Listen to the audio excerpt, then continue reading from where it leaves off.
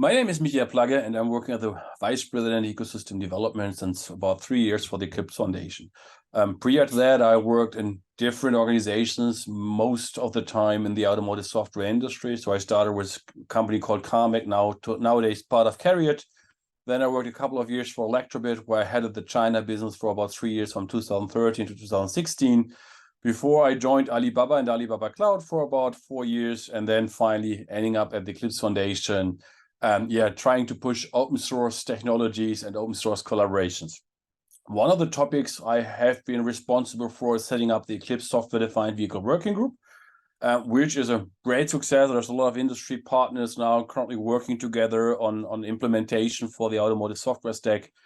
And while we were setting up that activity, I think it's not started on the greenfield. Right? There's a lot of other things out there like AUTOSAR, Covisa, stuff like Sophie, and although AVCC. So nowadays we think one of our goals or one of our principles that we do not want to reinvent the wheel. So we explicitly looking forward to collaborate with other associations to see how can we combine what's happening in the different groups to build something meaningful. Because from a developer perspective, who developers an end customer facing function, he doesn't care if this is part of AUTOSAR, if this is part of what AVCC did or what we did. He just needs the solution to implement his software function, right?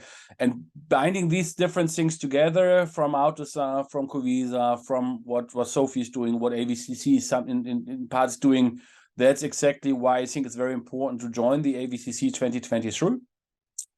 Because that's a great place to build trust, to build relationship, to really discuss with relevant people how a potential collaboration could look like, where's overlap, where things fit together. And I think this kind of discussions are much better done in person than just on video screens.